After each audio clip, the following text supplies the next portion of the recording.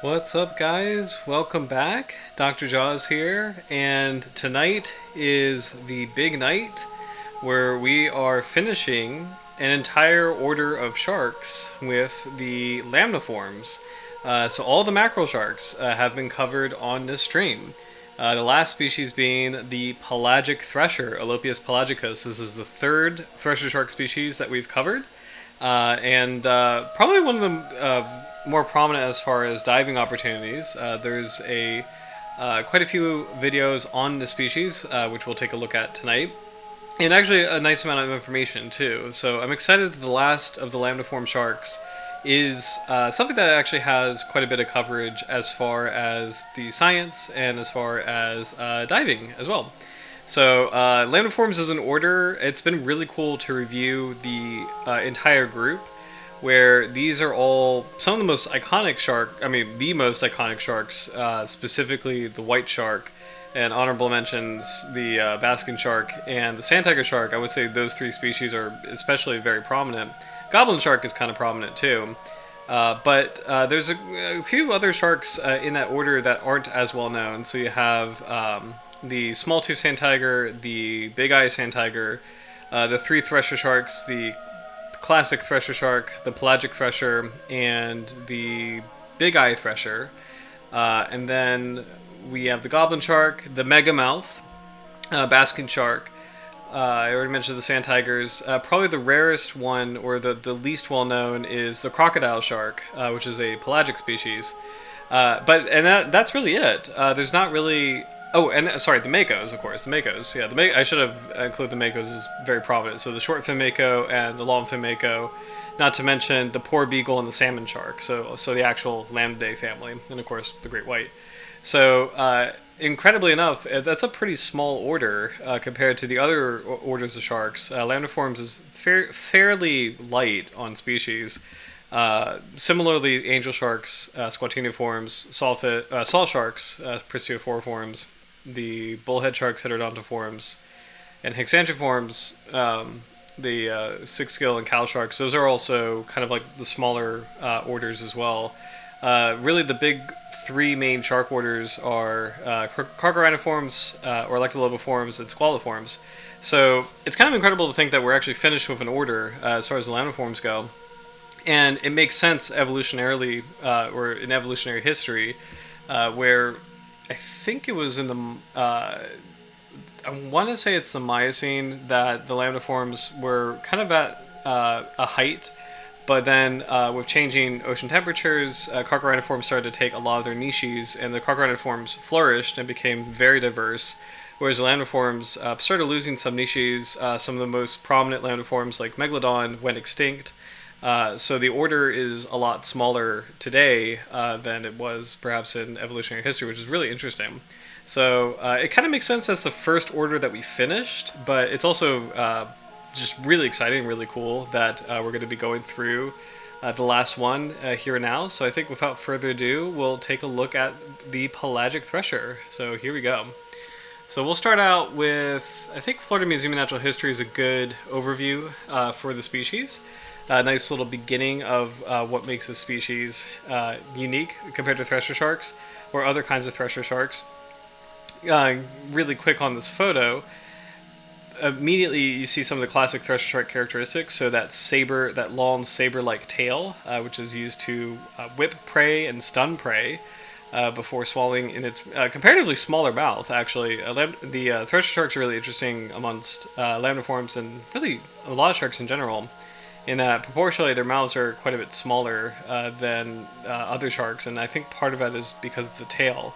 The pectoral fins are very, very long, and the first dorsal fins also pretty long. The pelvic fins are also long. So these are probably helpful in terms of the complicated movements that the sharks make as they stun their prey, like whip prey and stun prey. The gills are proportionally pretty large relative to the body size. The eyes are extremely large relative to body size, and the snout is very, very short, very like snub-nosed snout, which is kind of interesting. It looks like all the sensory information, the eyes, the nostrils, just everything everything is like concentrated in a pretty small area. right next to the mouth, which is pretty interesting. So these sharks have a cute little face, and I'm not sure why they're so compact as far as their face goes, but it's going to be interesting to learn more about them. As far as Thresher Sharks go, it has a lot of the classic appearance, or classic, the classic features. Within the Thresher Sharks, the common Thresher, I think, has a pretty stark pattern where you have a gray top and a white bottom, and they're pretty like starkly delineated, kind of like great whites. Whereas the Pelagic Thresher is a lot smoother. You can see it's kind of more of like this steely blue, gray kind of color with very smooth gradient to the belly. As far as the Big Eye Thresher, the Big Eye Thresher's namesake, it has these enormous eyes that actually almost kind of look like a possum's eyes, where they kind of see almost through the top of the head. And you can see with this species, the Pelagic Thresher, that's not really happening. It still has very large eyes, but they're on the side of the head. So far, this is it's fairly doable to be able to tell this species apart from the others, but we'll go ahead and learn more details. So, Florida Museum of Natural History's account on the Pelagic Thresher. These sharks are easily recognized for the long upper caudal fin lobes, top half of their tail fin, which are used to stun smaller fish. Oh hey, look at this. What's up, Mingus? Their eyes are characteristic in a way, lol. But also your observation how small their snout is something I never really thought about. Wonder they trade off ampullae function with better eyesight. Interesting hypothesis. Also, welcome back. It's good to see you. Hope you had a really good weekend. I've been drawing a basket shark has been my big Sharky project over the weekend, so I've been enjoying doing that. And clearly the winter weather, so I've got the shark. I have my ugly Christmas shark sweater on, which I will probably keep wearing throughout the holiday season. And then my alma mater Santa hat. So it's that time of year. So we definitely have all the decorations up, and just enjoying the holiday vibes, making the cocoa, and funnily enough, watching Spider-Man. We're not really watching Christmas movies yet, but we're watching Spider-Man, and it fits. It fits in a weird way. So yeah. Oh. Thank you. So yes, I have to work on it some more. So basket sharks, I have this like right now. I'm working on a piece where the mouth is opening right into the frame. So that's kind of complicated too.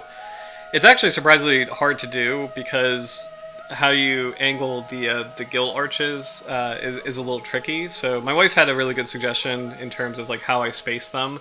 So I've been kind of retooling, and she was right, as she mostly is 99% of the time. So it looks a lot better now, and it's not quite there yet because I still have to get more of the shark, but I have the eyes and the mouth done. So I'm excited to do more. So I'll once I have it kind of further along, I'm happy to share. I'm excited to share with the stream. So, but it needs a little bit more work. It's a really hard shark to draw, honestly, just because they have those enormous mouths that take up so much of the frame. It's probably a tricky shark to photograph too. There's a lot of beautiful photographs of basket sharks, but they're just you have to be at the right angle in order to really capture just the scope of how big that animal is. So, thank you. I appreciate that. So, but yeah, I think what we'll do is we'll take a look at a summary of the Pelagic Thresher, and then we'll take a look at some footage, and then dive into some more research with the species. So, these sharks are easily recognized for their long upper caudal fin lobe, which are used to stun smaller fish and squid, making them easier to catch. They are not considered a danger to humans. Historically, they were prized for their large livers, from which squalene oil was extracted to be used in cosmetics, health food, and high-grade machine oil. So, really sad that it's sad and interesting that a lot of the shark liver oil was used for those products, and that we've transitioned to synthetic products, which is just far easier. It's far better for the environment, but also far easier to make than fishing for sharks. So it's kind of interesting to see, what sharks were used for in the past, and that we've, fortunately transitioned largely away from those uses. But but it is interesting to kind of consider what they were used for. The biggest one was sandpaper, where shark skin used to be used as sandpaper. At least in the United States, it used to be used as sandpaper. I think it was called shagreen. And then that's not a thing anymore because synthetic sandpaper is just easier to manufacture, but pretty interesting history. So, common names for the pelagic thresher, I'm really excited for this, are fox shark, foxtail, thresher, thrasher, sickletail, swingletail, and swiveltail. I like swingletail. That's a little ridiculous. The only other common English name for the pelagic thresher is a small-tooth thresher. Let's see. Other names are Natari, Pating. I don't want to butcher these more complicated names. They actually have really complicated. Pesce Volpe Pelagico in Italian. Zorro de Mar and Zorro Pelagico in Spanish. Interesting.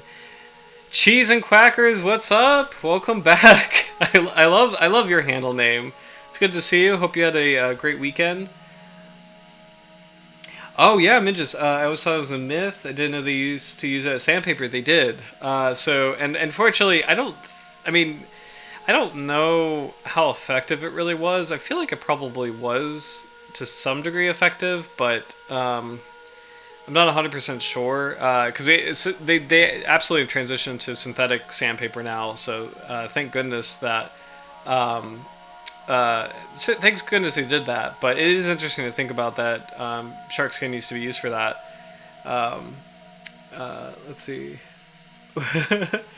Yeah, so I've just seen in the chat. Yeah, the handles are really funny. Actually, I'm gonna just see what mine shows up as. Okay, it's just Dr. Jaws Sharks. Okay, great. So, yeah, that used to be. I think I used to have very briefly a Twitter account that was Dr. Jaws Sharks, and I just I'm gonna be honest, the amount of positive interactions I ever had with Twitter was just dwarfed by 10 times as many negative, not interactions, not talking to people, but just the content is just so awful. So I got rid of that really quick. I was like, no, this is not a good use of my time. I don't like it. So conversely, YouTube is wonderful. I really enjoy YouTube. It's got its issues and everything, but YouTube is really, it's like gardening, and I've said this before, but it's you garden the content that you want. You kind of you attract everything that you're looking for is it affects the algorithm so that you kind of cultivate. That's what I'm trying to find. Cultivate you could cultivate anything. You could cultivate a positive or negative experience on YouTube, and that's what I really like. Twitter was terrible. I hated it. But anyway, sorry. Tangent from Dr. Joe Sharks was my social media handle. So yeah, I never got social media because it overwhelmed the grandma brain. But yeah, it's easy. Yeah, seriously. I mean, honestly, I really I don't know if you guys heard of this, but Australia just passed legislation banning social media use under 16, which is interesting, and I think a good move personally. I've had family members cousins ban for their children ban use until they are, I forget what their age limit was, if it was high school or after high school, but I think that's a good move, honestly, just because there's more and more research coming out how it does affect people's brains and everybody's brains, where it's not when you think about it from an evolutionary perspective, it is such an unusual thing to be exposed to. So I really appreciate that there's some acknowledgement of that, and that governments are starting to, reconsider the relationship between people and social media, in the sense that this might be really adversely affecting people. So, that's awesome. That's awesome, Quackers. As someone who regularly works with kids, I think that's a great move. Awesome. Speaking of kids, my brother recently had a baby, so we are welcoming. I won't share their name, but we are welcoming them into the world. So that's been a very exciting thing. So a development. So I'm already an uncle because my wife's brother has a child as well. But it's still really exciting. Just very exciting. So. Sorry, just made me think about that with kids. So, but anyway, oh my god, the content on there recently is rough. LOL. I remember when I first found you, I tried to click on your link in your Twitter account. It said account no longer exists. Yeah, yeah. So I got rid of that a while ago. I used to have. Oh, thank you, Uncle Jaws. I used to have Reddit as well, and Reddit is better because it does have useful information, but it's also I ran into like it was also unfortunately like really toxic. So oh no, not that. Oh my gosh! I just saw the quack. You know what's funny? I don't think I've actually properly heard the Baby Shark song. And thank you. I'm very very excited. So she they're a smush. The baby's a smush. So. Here in Texas, they banned phones during school time. Kids tend to use it during lunch, though, so it's funny to think we have a bunch of minors breaking the law. Oh my gosh. Yeah, it's funny. Like, I used to have. I think I just got out. I think I just like as far as high school goes, just graduated before smartphones really took off. Like there were smartphones around, but they didn't really take off. So I had like the little flip phones and like so they fortunately were not too much of a distraction back then, but I can't imagine what it would have been like. So yeah.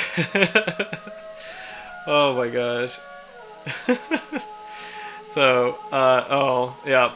Definitely get exposure to Baby Shark, the Baby Shark song. Oh my god. Oh, actually, yeah.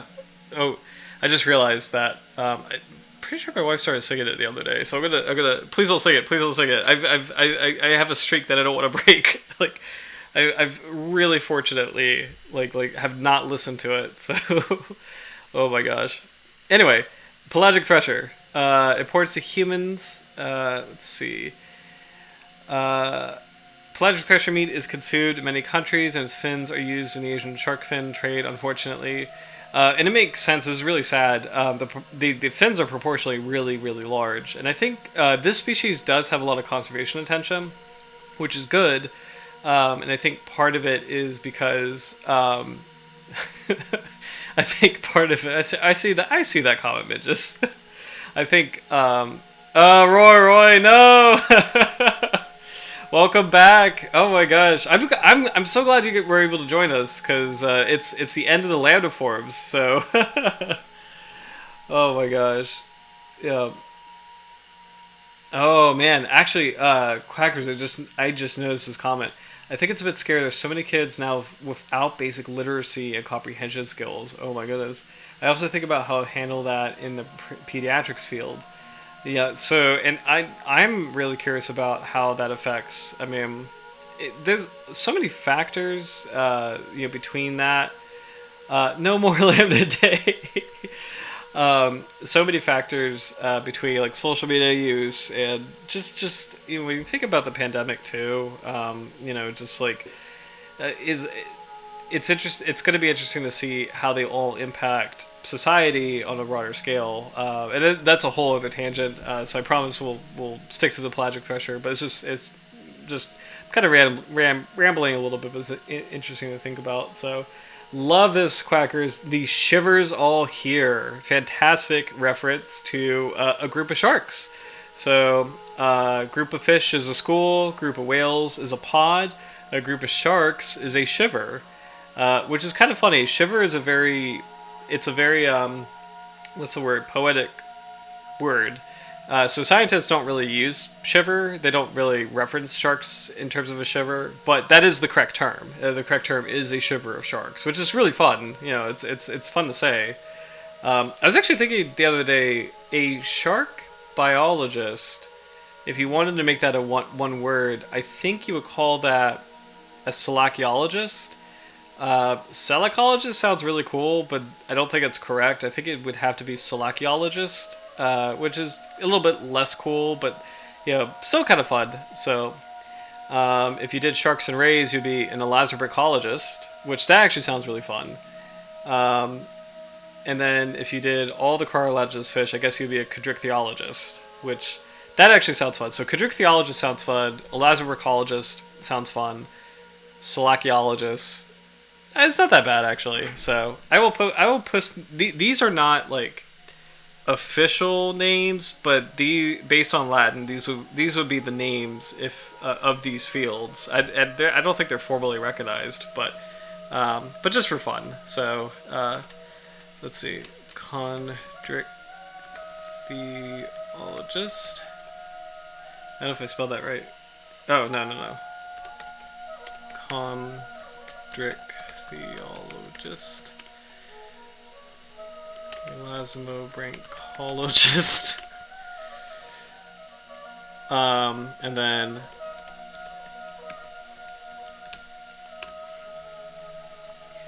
so chondrichthyologist would be cartilaginous fish, elasmobrachologist would be elasmobranchs, which are the sharks and rays, and then salaciologist would be sharks only. Oh wait, no, sorry, I just misspelled that. Salaciologist. Again, I don't think these are real, but you know that's what it would be if it was real. So love this. The gang's all here. The shiver's all here.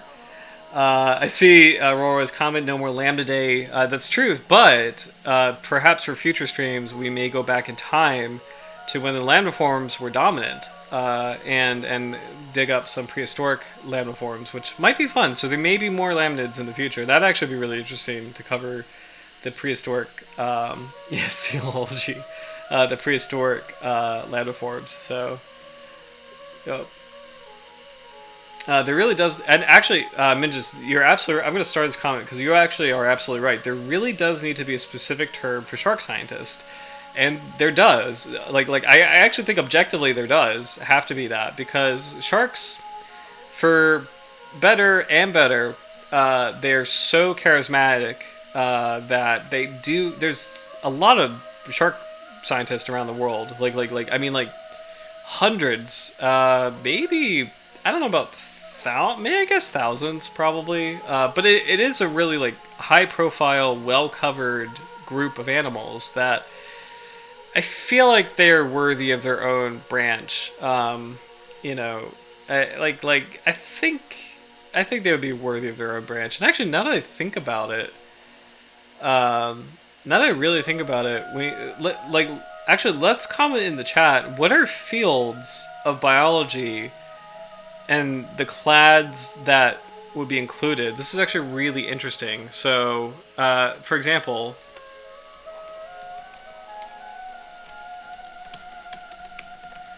because I just realized herpetologist is reptiles, and that's a kind of specific group, you know. Ichthyologist, so which is great, and that's all fish, which includes everything. But herpetologist, ichthyologist, amphibian. Oh, actually, I'm sorry. Herpetologist would include amphibians too. Eagles, reptiles, and amphibians. What else do we have? We have botanist. Plants. We have zoologist, mammals. I don't know if there's a mammal biologist. I don't think there's like a mammaliologist or anything. I really feel like ornithologist is birds. Yeah, birds. Yeah, I'm curious if you guys know any fields based on groups. Would love to heal mammalogy. It's really funny. I don't know if there is a field. Whales should be. Oh, good luck, quackers! You're gonna crush it. Also, like winter finals. That is such a special time of year. That is super fun. I know the finals themselves are stressful, like finals week is stressful, but like the vibes are so much fun I feel like the winter final vibes are super fun, where it's just, you know, you're going to like get through this massive battle. You're going to do your finals, and then you're free, and you're gonna go home for the holidays, and like just have all this good food, and just like it's just a good vibe. So good luck. I wish you the best, and you got this. So wait, memology is like wait a minute. You might be wrong. I think I know how you might be wrong, and if so, I may pivot. Hold on. Is this a field? Oh no. It is real. Mammalogy is a branch of zoology dedicated to scientific study of mammals. So that is actually correct. So you're right, Minjus. That is actually correct. Which I've never heard of this mammalogy. That I mean, it makes sense, but it's just like that's really funny. I've never heard of this. Actually, so related. I'm gonna make this brilliant tangent, like pulling it all the way back. Related to mammalogy, mammals almost always give live birth, just like many sharks give live birth, just like thresher sharks give live birth, including this species, which has a photograph of a live birth somewhere. I literally just... There we go. Okay. Pelagic Thresher gives birth. Here we go. So, it's hard to see, but here is a Pelagic Thresher, this is actually an incredible image. Female Pelagic Thresher Shark. And right here is the small eye and head of a baby Pelagic Thresher emerging from their mother. So this is one of the few photographs of sharks giving live birth. There's not a lot of photography or videography documenting live birth in sharks, just because as wild animals of the ocean, they're very hard to observe in nature. Just outright, they're very difficult to observe compared to terrestrial animals. And on top of that, to observe a shark giving birth and to be in that location, wherever it is very uncommon. So it's really cool to see this with a pelagic thresher shark. I've seen birth videos or photographs of lemon sharks and live birth videos or photographs of lemon sharks or angel sharks, but I've never seen one for thresher shark. So it's pretty amazing to see this here. So I'm very curious to learn if this species is similar to other lamniforms, where they do have some kind of oophagy or intrauterine cannibalism, or if it's different. Because this group is actually quite removed from sand tiger sharks and the mackerel sharks, so could be a little bit different, but really interesting to see here, though. Let's see, and we'll kind of read this here. So pelagic thresher sharks have been described as having a cosmopolitan distribution, with metapopulations occupying appropriate habitats across the globe. Current evidence suggests that the gender and maturity dynamics of thresher sharks that visit monad shoal collectively comprise a single unit stock, which incorporates male, female, juvenile, transitional, and mature sharks, and includes gravid females. While interactions among thresher sharks and cleaner fish are well documented at the site, this is the first time cleaners have been seen interacting with a marine organism while it gives birth. So what's kind of cool about this study, this is focused on cleaner fish. Let's see, for the past two, in that they've made this incredible observation of a thresher shark, a pelagic thresher, giving birth. So for the past 2 decades, pelagic thresher sharks have been known to visit a shallow coastal seamount in the Philippines, where they interact with cleaner wrasse. Known for possessing an elongate caudal fin and evolved for prey capture, pelagic thresher sharks mature late, have low fecundity, and are classified as vulnerable to overexploitation by the International Union for the Conservation of Nature. Parturient sharks, so sharks that give birth, have rarely been observed in the wild, and little is known of the reproductive strategies of most oceanic species. Here we present photographic evidence that we captured on April 4th, 2013, as the first record of a thresher shark giving birth. At make sure I got this right, around 6:30, so 6:30 a.m., during a biological survey of Monad Shoal, we observed a large female pelagic thresher swimming back and forth across a clean station in an agitated state. We were unable to decipher the cause of the shark's distress from our observations post 15 meters away, although it was evidence that cleaner wrasse were taking bites from its pelvic region. We observed the shark for a total of 4 minutes, during which we took its photograph for identification purposes. The shark then left the clean station and was not observed again. Later, when we processed the photograph for analysis, it was revealed the head of a pup emerging from the shark's cloaca. So, really incredible to see. So, oh, yeah. Love the comment, Minjas. It's also really cool. Love that comment. And it's also especially cool that all sharks, whether they're born live or hatching from eggs, they are fully formed. They are ready to go. They are not helpless animals. They really... And it's kind of incredible to think about because a lot of animals have fledgling stages. A lot of mammals and birds... reptiles, depends on the species, but some reptiles, and actually amphibians too. And I will say fish. So a lot of animals... It's actually more than I realize. A lot of animals have fledgling stages or baby stages where they have to require care from their parent.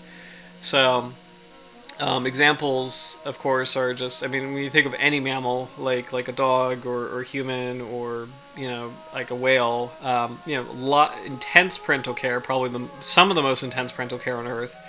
I would say virtually all birds, those chicks have to be near their parents, whether it's a nest or a different structure, or no structure, have to be near their parents and rely on them for feeding until they get their final coat of feathers. Reptiles are a little different. I think some can be ready right out of the gate. Others do require parental care. So crocodiles do take parental care of their young.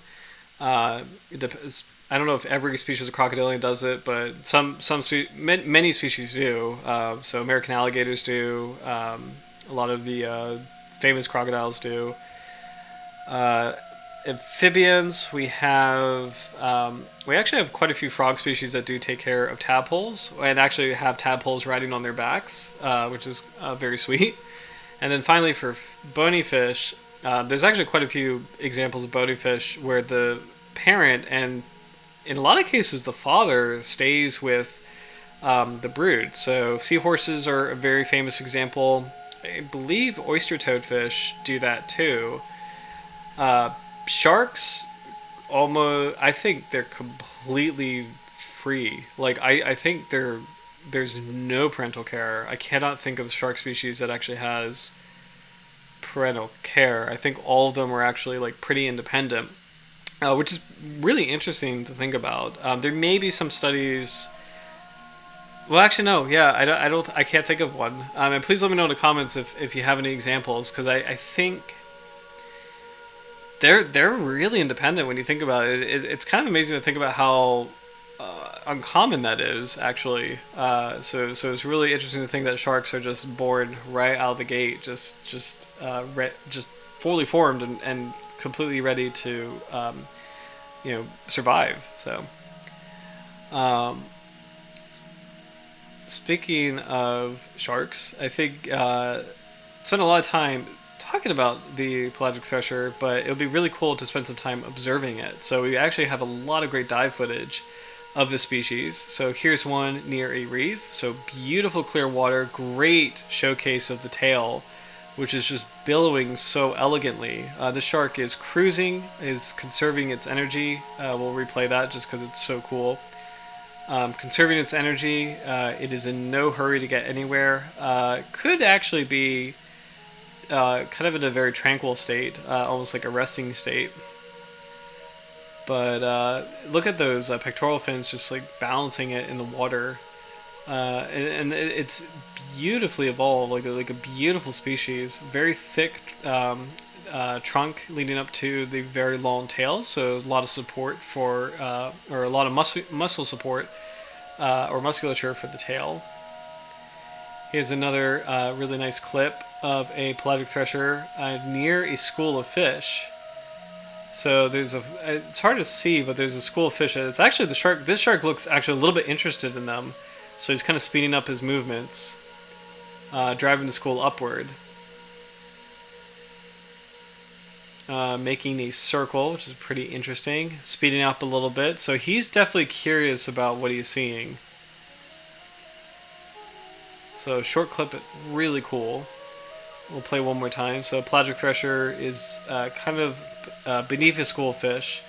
And speeding up at some moments to perhaps drive him into a certain location.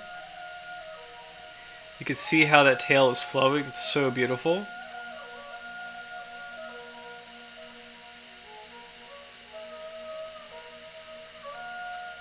Very wiggly. You can kind of see... I used to not really understand why they were called fox sharks, but you can kind of see it, I think, in their body movement. Just there's something kind of very... kind of like lithe about them. And I think there's like a characteristic that's very like liquid, long. It's just something like foxes are. Foxes are very graceful as they move, so I think there's just something similar going on there. Great close-up of a Pelagic Thresher. You can see the small mouth, the large eyes, really large eyes.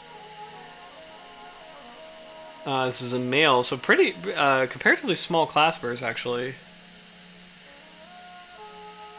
Can't tell if it's a mature male or maybe a subadult.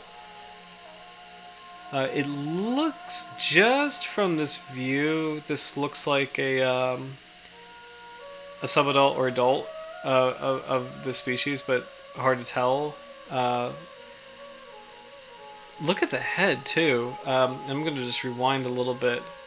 Just the way the head is shaped is so interesting, where you have this like really distinct snout, and then this like really strong hump right behind it.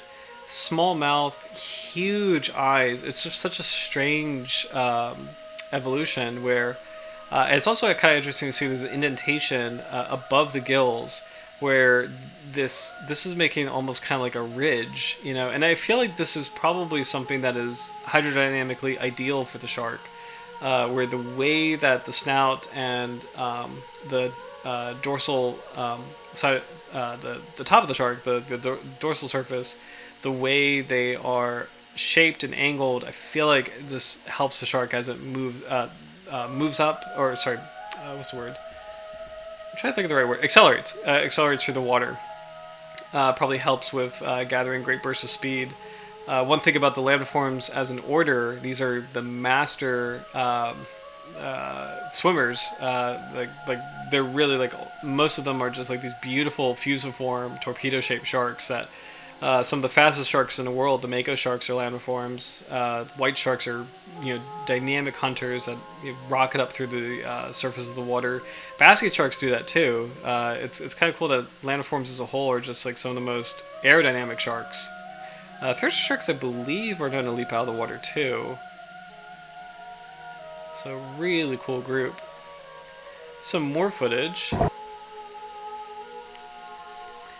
It looks like there's a couple individuals, a couple of pelagic threshers, or that might have been a different shark species, but here's a pelagic thresher near a reef. Really beautiful purple fish here.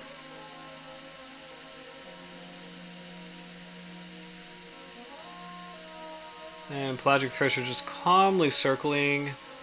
Oh, it is two pelagic threshers. Oh, look at that. Look at that interaction where they got a little too close to one another for their comfort. That's actually pretty interesting.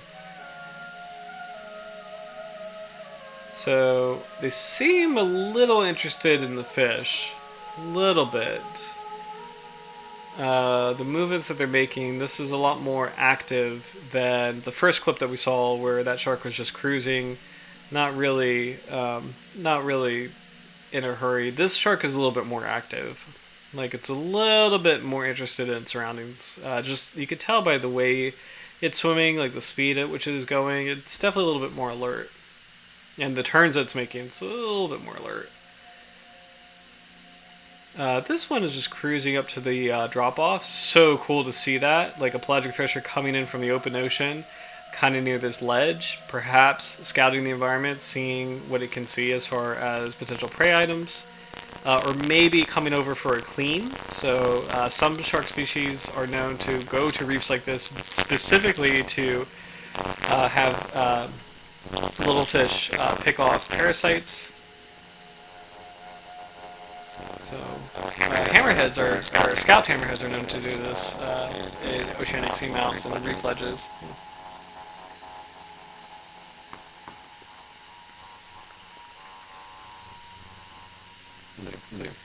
It's so cool to see a species called the Pelagic Thresher just going to be in such shallow water and reef ledge. It's such an interesting environment to see it in.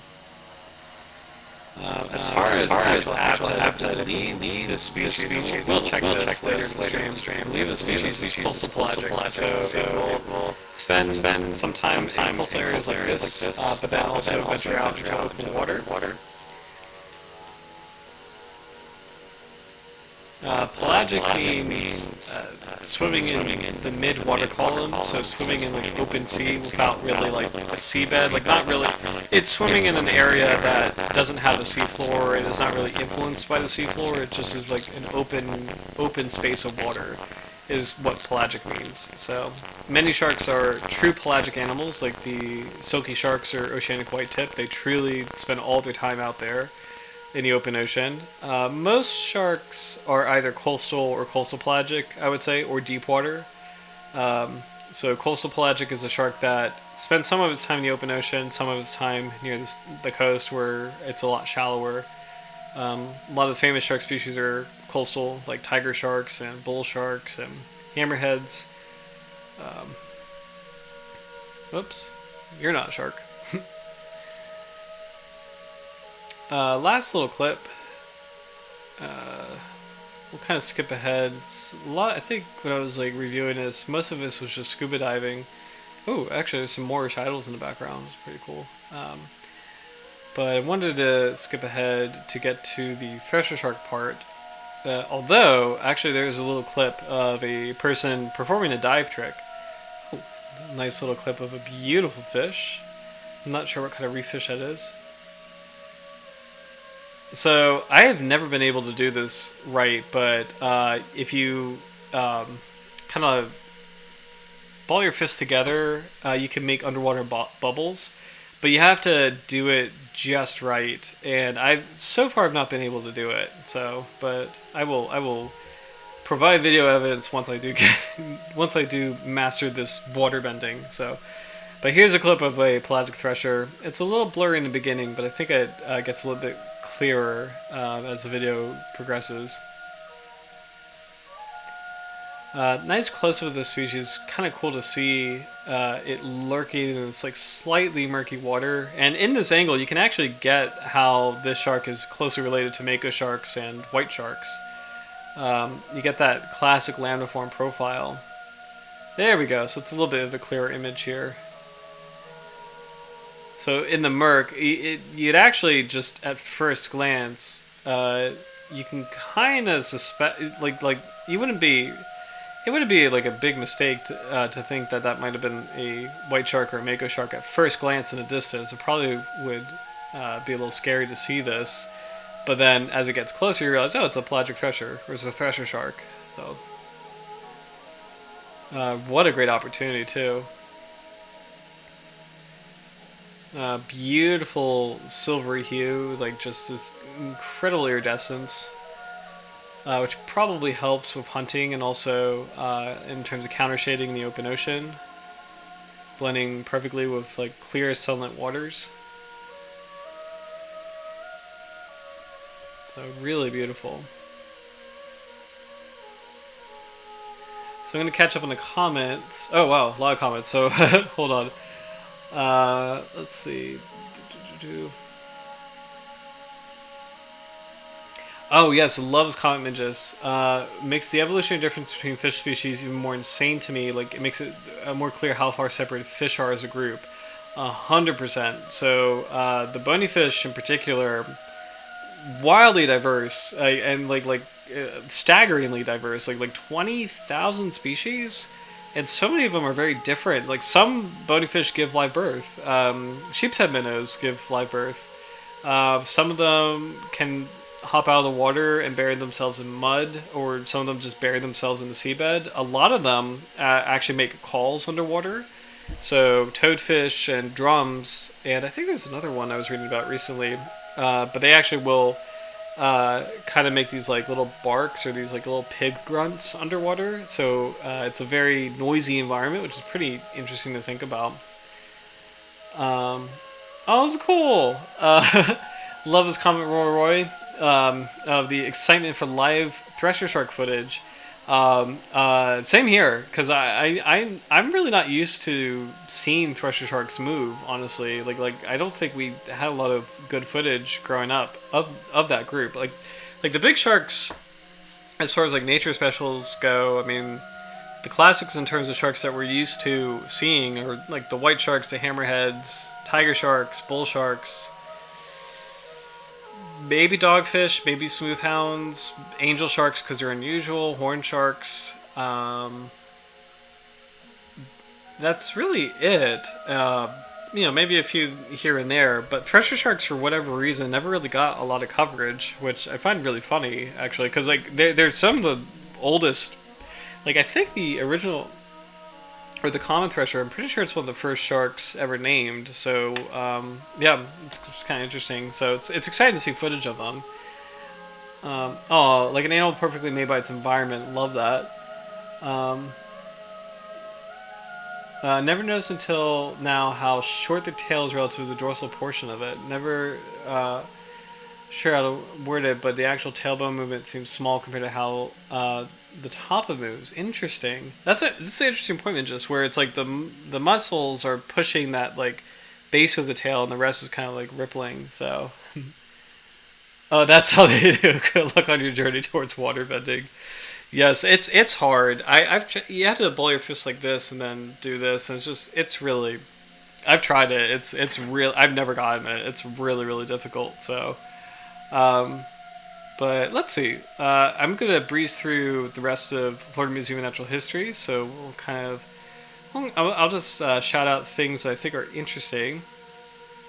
So, use of the shark.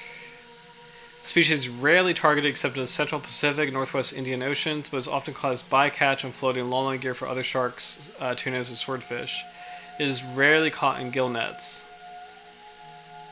All three species of thresher shark are considered game fish by the International Game Fish Association. I'm a little surprised by that because some of them have protections. So interesting.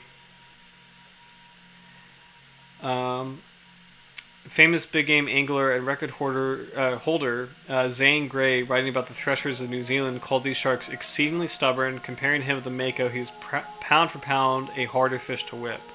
Interesting.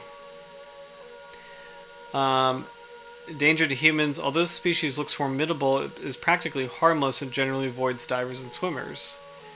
Conservation. The species is currently being exploited by directed fisheries, Southern California and elsewhere, and is caught accidentally in various floating longline fisheries for tunas and swordfish. Fishing pressure may include being caught in its nursery areas. Fishing pressure combined with its very limited reproductive potential and other life history traits make the pelagic thresher extremely vulnerable. The pelagic thresher probably cannot support intensive exploitation. The species is currently not protected anywhere in the world. Let me check that. I thought threshers had... Let's actually check that right now. Let's do CITES sharks and CMS sharks. I am pretty CITES the Sharks Trust. Okay, actually wait. I'm going to go back to the CITES website itself. CITES Sharks and Rays. Species list sharks. Here we go. So CITES and CMS are two of the most important international agreements on sharks.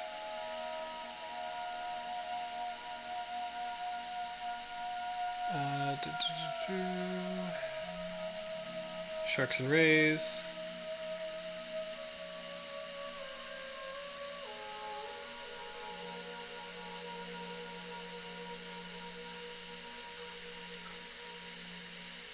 this might not have been updated, so let's do Sites Sharks Wikipedia.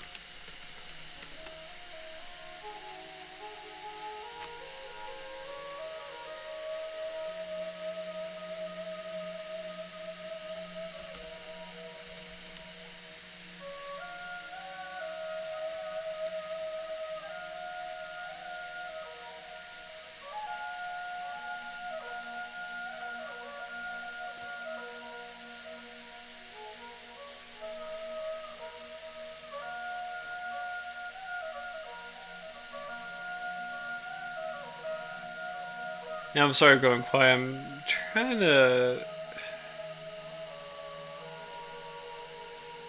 I could have sworn Thresher Sharks are on some kind of protection plan. Like, oh, there we go. Okay, there we go.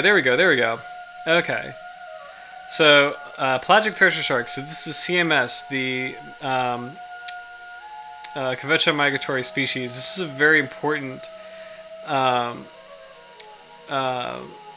agreement in terms of prohibiting or limiting trade on shark species. So here we go.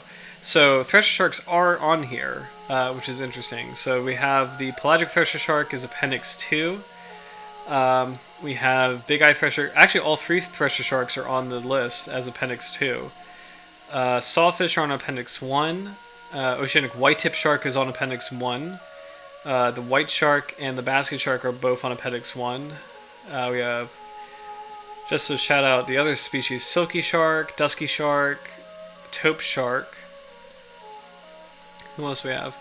Short fin mako, long fin mako, poor beagle. A lot of rays are here, including manta rays. Let's see. Devil rays, sawfish. Sawfish are incredibly important. Probably the most endangered, or one of the most endangered, if not the most endangered lazarbranch. Whale sharks are on here, so they're Appendix 1. Oh, here we go. Wedgefish, hammerheads, scalloped, great, and smooth hammerhead are all on here. The spiny dogfish is actually on here, which is great to see. And then finally, the angel shark, Squatina squatina, the original species, is on this list as well. So, interesting. So, the research is worth the silence, don't worry. Thank you, Minjas. Yeah, I'm so glad to find this. Sites, unfortunately, that was kind of hard to look through, but the CMS, which a lot of the species on CMS are on sites and vice versa.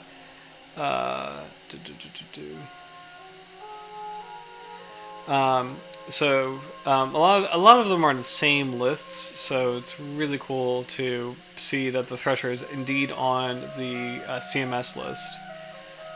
Which sharks were raised? What sharks include sites appendices? History sharks listings by sites. Here we go. Okay, there we go. So on sites, you have basket sharks, whale sharks, white sharks, poor beagles, oceanic white tips, hammerheads, thank goodness.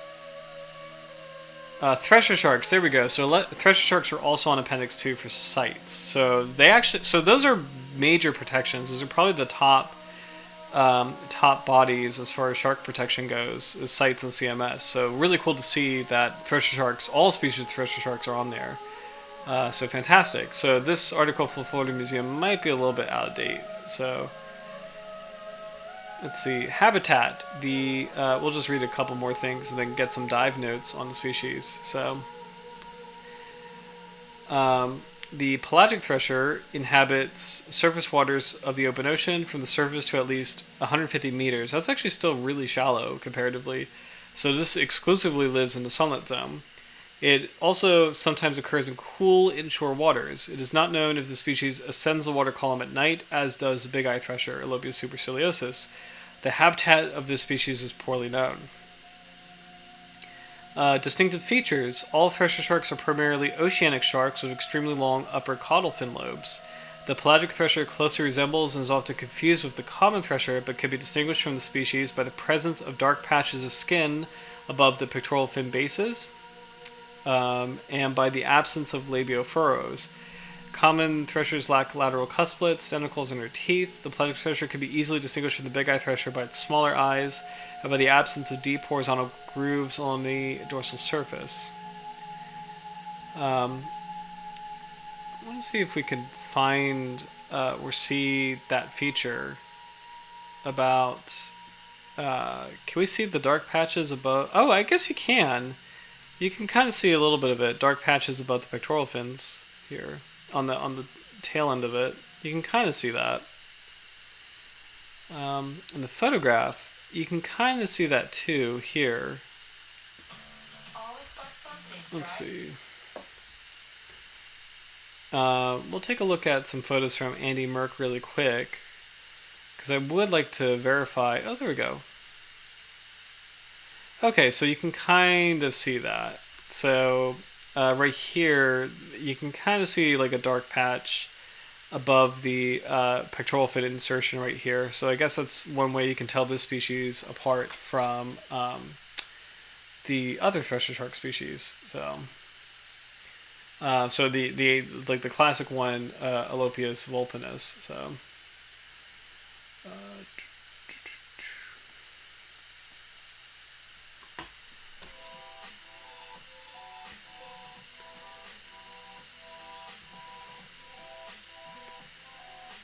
let's see. Really interesting note: the pelagic thresher is able to elevate its body temperature above that of the water around it by using a special circulatory system. The circulatory system, known as the retia mirabilia, conserves body warmth by routing arterial blood, which has been cooled as it passes through gill capillaries, through a network of small arterioles. These small arterioles lay very close to veins containing warm blood draining from organs and tissues. The heat diffuses from venous into the arterial blood and is recirculated back into tissues and organs. Hold on, I have to reread this. Hold on, because this is like Rete mirabilis. So this is something that mako sharks have and white sharks have and porbeagles have. But just want to reread this for clarification. Pelagic thresher is able to elevate its body temperature. The circulatory system conserves body warmth by routing arterial blood, which has been cooled as it passes through the gills, through a network of small arterioles. They lay very close to veins, containing warm blood draining from organs and tissues. The heat diffuses from venous into the arterial blood, is recirculated back into tissues and organs. This system allows the pelagic thresher to live in cool water and allows its muscles to function more efficiently for faster swimming. This advanced heat-conserving circulatory system is also used by other lamniform sharks, such as the porbeagle, makos, and the white shark. So really cool that pelagic threshers have the same feature as its cousins, where they can raise their body temperature higher than the water surrounding it. So it makes them these like really cool, like energetic sharks able to exploit cold habitats and be fast in cold habitats. Tuna, I believe, do this too. Coloration. The pelagic thresher is lighter in color than the other thresher species. Dorsal surface coloration is blue-gray when alive or very fresh, fading to a pale gray shortly after death. The sides of the body are light blue-gray, light gray shortly after death, with a white ventral surface. The gill and flank region may also have a metallic silvery hue. Oh, thank you, midges. Hope you have a great rest of your week, and thank you so much for joining for the last LAMNIFORM stream. So thank you, and cheers as well for celebrating the last of the modern LAMNIFORMs. So we may do some future sharks, future prehistoric, see a squirrel, future prehistoric sharks. But for now, the modern LAMNIFORMs as we know them are complete. So very exciting. So thank you for joining. Hope you have a great week. Dentition for the pelagic thresher is pretty interesting. The teeth of the pelagic thresher are smooth edged and very small, having oblique cusps with lateral cusplets on their outside margins. So this is the main cusp, and then these are the lateral cusplets right here. They're most pronounced in the teeth along the upper jaw and may be difficult to see without magnification. Each tooth root is curved inward. Let's see. Early stage embryos have dentition that is different from that of free-swimming pelagic threshers. early stage embryos have teeth that are adapted to open ovulated eggs. Late stage embryos are devoid of teeth, and they grow them shortly before birth. So what this means is that this shark does give live birth, but it's ovoviviparity, which means that it's the most complicated form of birth in sharks, but there are yolky eggs inside, eggs inside a female shark, and then the embryos hatch from these yolks, and then or these eggs, and are free embryos in that womb, and from there they are birthed as if it was live birth, but the way it's done is very different. So pelagic threshers, like all other sharks, are covered in rough placoid scales known as dermodenticles. They have very small, smooth dermodenticles that have flat crowns and with cusps that contain parallel ridges. Dermodenticles located along the body have cusps that point posteriorly. Oh, this is interesting. I didn't know this. The pelagic thresher is the smallest member of the thresher family. Average size is about 10 feet, which is still pretty large, and about 150 pounds. So long, but I could see that. That's not huge as far as sharks go, because sharks, pound for pound, are a lot denser than other kinds of animals. So 153 pounds, it's not really that big as far as the shark goes. So, I mean, it's big, but not too big. The species has been recorded to reach 16 feet, but this figure is questionable and may have resulted from confusion with other threshers. I'm going to take a quick sip.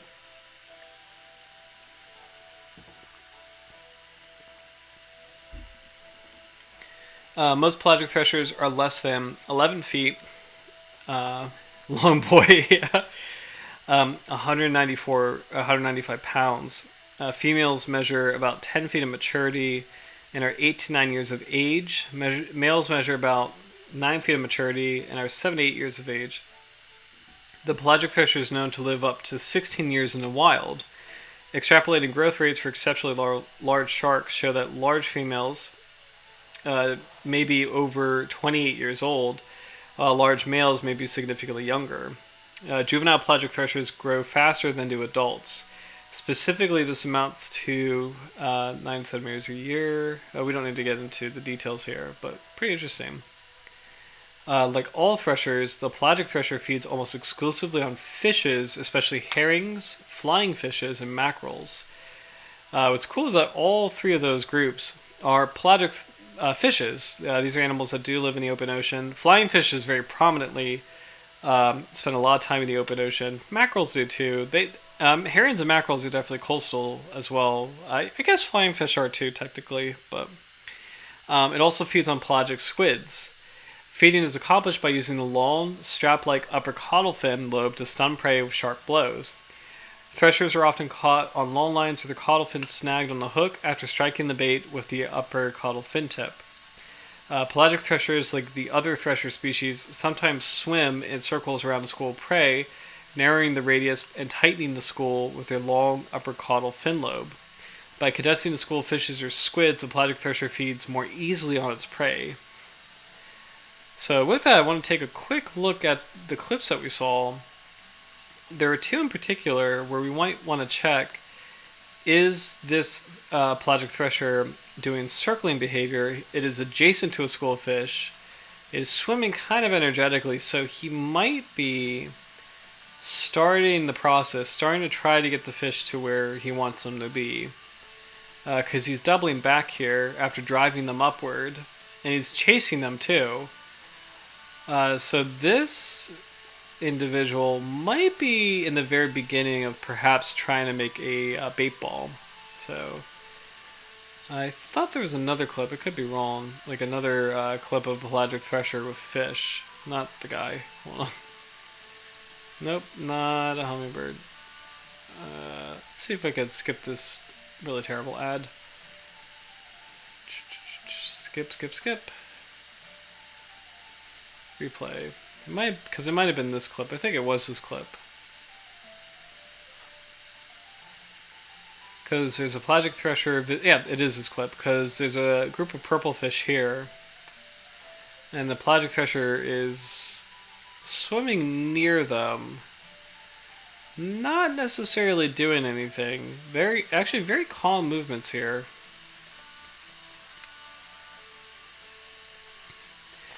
Circling a little bit. Right into the other pelagic thresher. Adjusted. Let's see. This one is swimming near the school.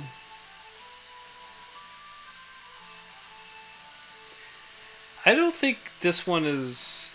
Now that I'm like watching this a little bit more closely, I wonder if this individual might want reef attention. Like maybe wants reef fish attention as far as fish being able to pick off parasites, perhaps. Because he doesn't seem to be as actively engaged with that school of fishes versus the other clip that we saw, where that shark was actively making an effort to round up fish, which is pretty interesting. So, and just kind of fast forward. Those are more like dive clips. So I think that first clip that we saw, this might be the beginning of a pelagic thresher interacting with a school of fish and maybe trying to form it a little bit. Because it's just moving a little bit more actively and definitely is engaging with the fish more, is putting himself in the middle of the school and then changing its course once the fish move upward in the water column. So I kind of feel like maybe this is the beginning of perhaps like a hunting session for this individual shark, which is just really cool to see.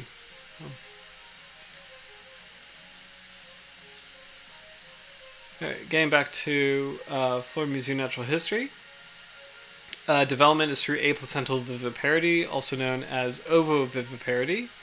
This species reaches maturity at a smaller size than other threshers. Embryos are nourished from the yolk sac in early development, but later in development they feed on ovulated eggs. So it is oophagy, so oophagous sharks, with only one young born per uterus.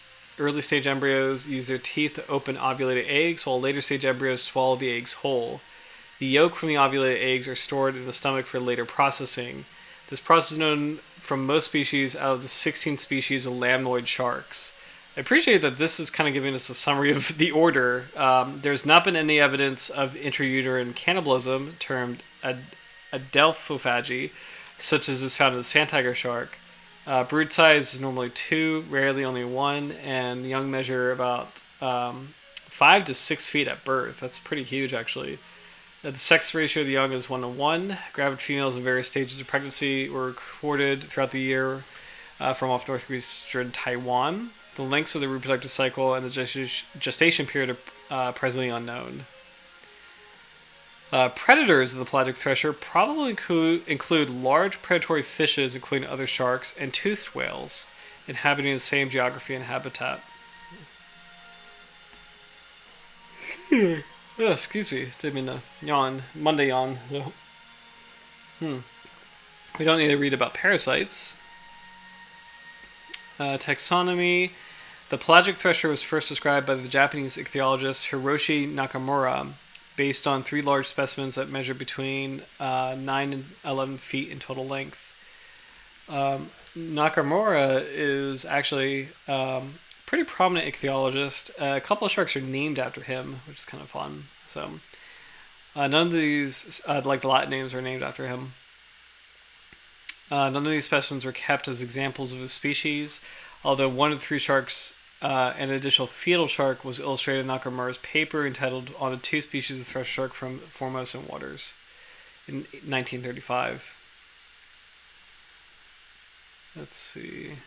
The generic name Alopias is derived from the Greek word for fox. The species name Pelagicus is derived from the Greek word pelagios, meaning of the sea. So, Roy, 3.3 meters is impressive. Agreed. That's a pretty large, as far as the species goes, pretty large individual. Excuse me. We're going to check in with our dear friend Fishbase for the pelagic thresher. Same thing as far as the name.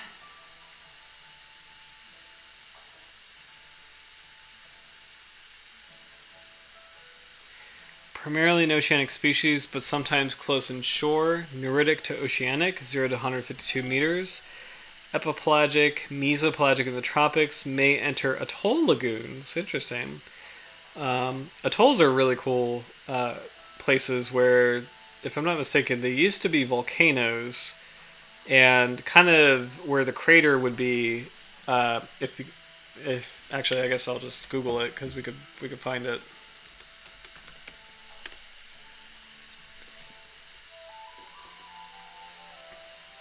Yep, these are really cool features where, imagine, if you will, a volcano, and this circle is where the crater is, and the volcano just over time subsided and sank beneath the water. And so the crater is this really cool deep area surrounded by this shallow area, which is often coral reefs or sandy barrier islands. So it's really cool that pelagic threshers can swim from the open ocean to this like shallow area, and then probably diving into the deep blue hole and then coming out. So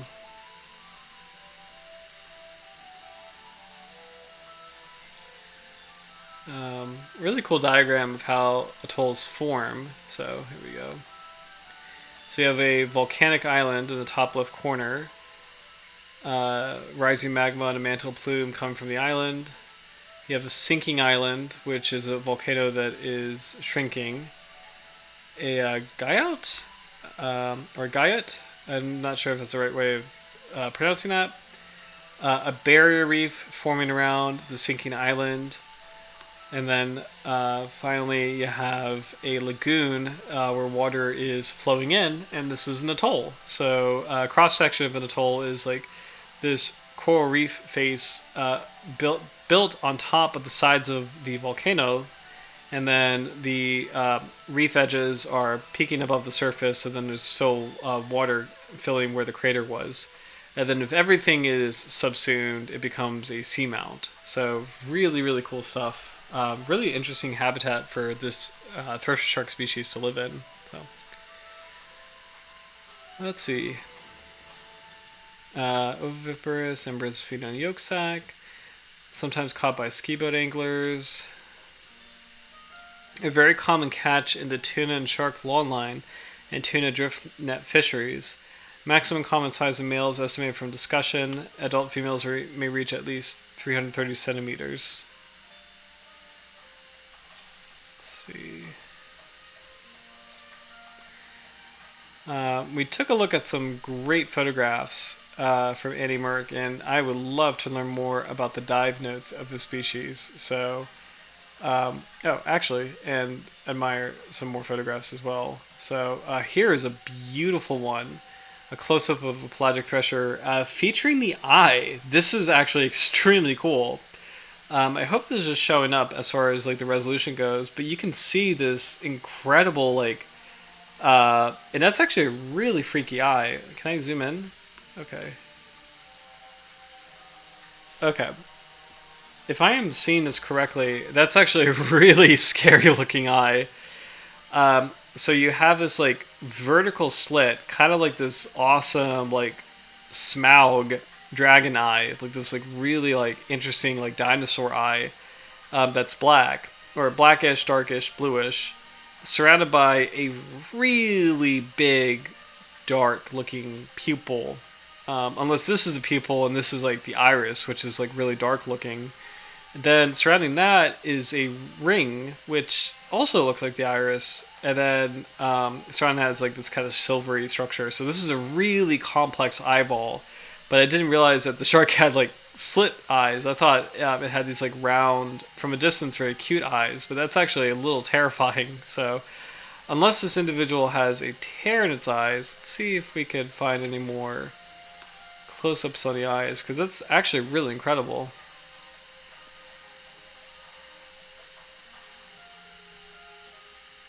Beautiful photograph of a pelagic thresher swimming along a reef. This looks just almost like a painting. Just the way that the shark is composed atop of like the flowing coral is just gorgeous. Gorgeous photograph. That was one of Andy's best, I would say. There it is again. Kind of, you can kind of see a little bit of that vertical slit. which is a little freaky. So, really incredible looking shark.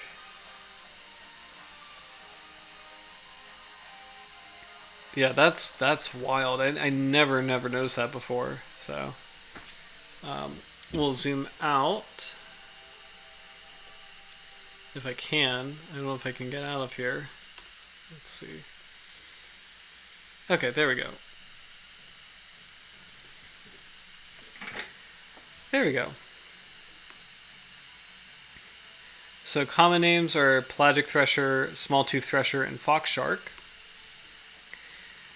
Identification: proportionally small head, snout narrow, with rounded tip, labial furrows absent, teeth very small, first dorsal fin relatively small.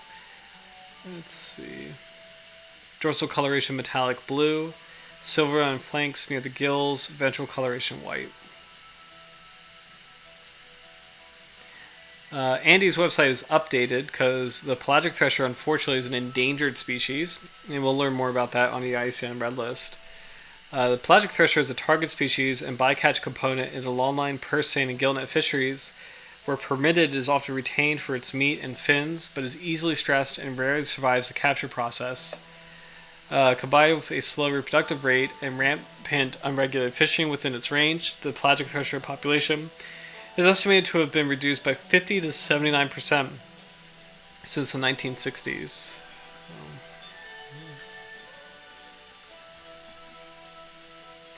Habitat: oceanic in tropical, subtropical seas and inshore, surface to 300 meters. So Andy estimates that this shark is actually occurring in deeper water. Roy, I love his comment. It reminds me of a Carcharodonid shark eye. It really does. Same here. Like, because Carcharodonids have those really cool, like, velociraptor eyes. So it kind of reminds me of that, too. Reproduction: an aplacental viviparous species, very low reproducibility, so 1 to 2 pups. Diet is poorly known. Sea Cortez Pelagic threshers predate heavily on Humboldt squid and Clopeid fishes, small schooling bait fishes, which it catches by thrashing its long tail swimming through the schools. So that's actually really cool that this shark eats Humboldt squid. So Humboldt squid are the infamous killer squid. They apparently reach very large sizes and actually are very aggressive. And there's legends of Humboldt squid killing people. I know we went on a tangent in one of our streams about that. I can't remember if Humboldt squids are actually dangerous. So, and if those are tall tales are actually true. Let's see. I'm just going to check really quick on the phone. Are Humboldt squids dangerous? Yes, Humboldt squids can be dangerous to humans due to their powerful beaks and tentacles lined with sharp teeth, although they are not typically man-eaters. Extremely intelligent.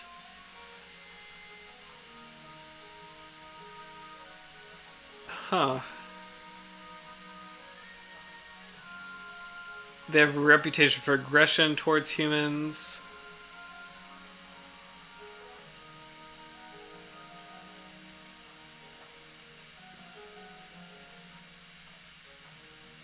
As food.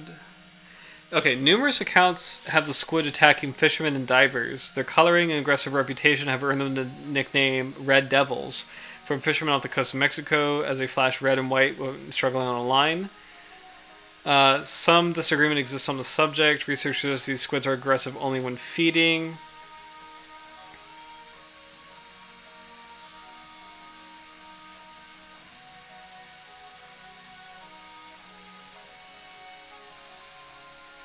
Reports of recreational scuba divers being attacked by Humboldt squid have been confirmed. Oh, wow. Okay, yep. So Humboldt squid are dangerous. So it's kind of cool to see that the Pelagic Thresher eats them, which is good. Clopeid fish are herrings, so makes sense. We saw in multiple accounts that the shark goes after herrings. So, right, true, yes. Humboldt squids are dangerous, so it's kind of cool. Like we think of squids as these like squishy, goofy thing. Well, they're not goofy. I'm sorry, not goofy. Squishy, intelligent, but ultimately like curious, inoffensive things, and it's kind of amazing to think about the Humboldt squid being actually kind of scary. Um, you think of giant squids. Actually, just for fun, let's just watch a giant squid really quick. Because I just think it's really cool that we actually have footage of giant squids now. Giant squid.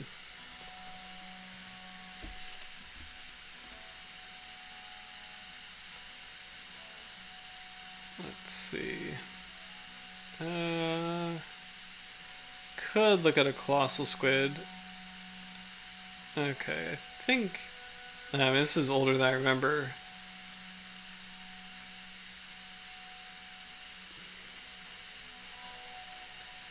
Okay. We do not need an ad. Skip. Okay, so great clip of a giant squid, which is super cool to see. Oh. We don't need the whole story, we just want the giant squid. We just want the giant squid. I don't want to get flagged. I just want to watch a giant squid. There we go, giant squid. Giant squid wrapping its tentacles around the sub is so cool. Look at that.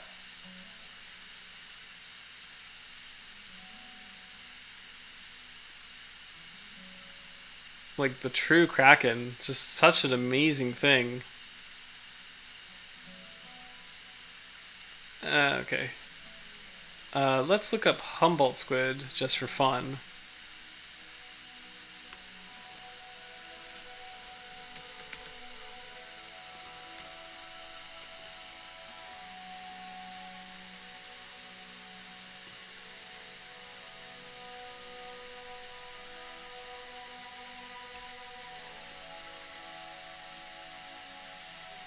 Alright, so this is a Humboldt squid grabbing onto a diver. Really freaky. Diver's trying to remove it, and the squid is just... Oh, that's actually really scary, because I don't know how familiar the chat is with squid anatomy, but in the center of the tentacles, squid actually have a very sharp beak. I'm trying to think of a good example of that. That's actually really scary how aggressive that is. You can kind of see the beak a little bit here, but imagine, you know how sharp like oyster shells are, or barnacle shells are. Barnacles are not a good comparison because they're crustacean, they're not a mollusk, but oysters are a mollusk, squids are a mollusk. Think of how tough a snail's shell is, or a oyster shell is, or a clam shell is, and apply that to like a sharp beak in the center of the tentacles, and that's a scary situation actually to be in.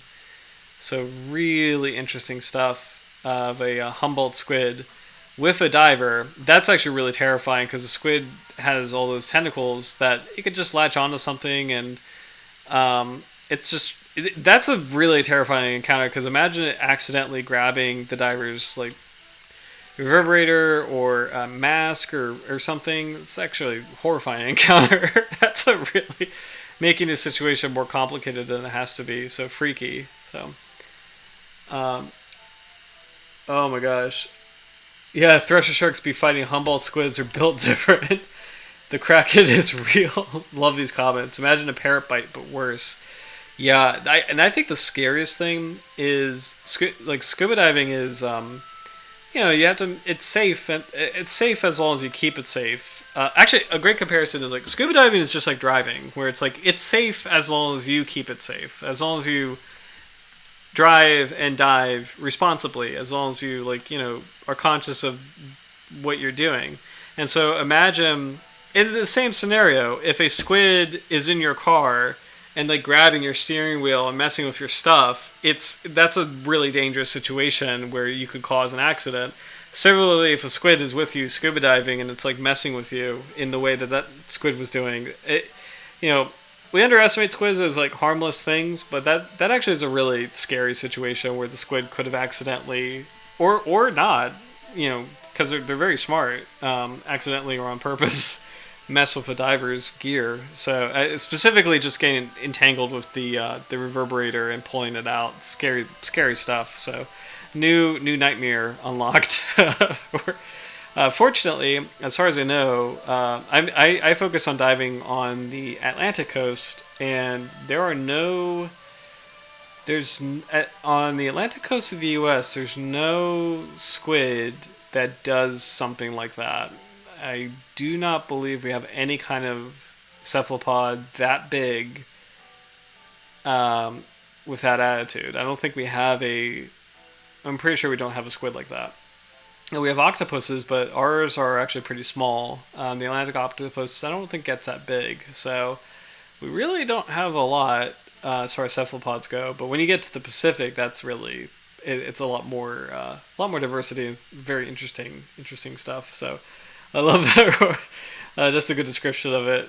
Thank you. I love the mental image of a squid in your car just messing with all your stuff. It's really funny and scary at the same time. But anyway, for the pelagic thresher, migratory, the behavior is it's migratory, but its large-scale movements are poorly understood.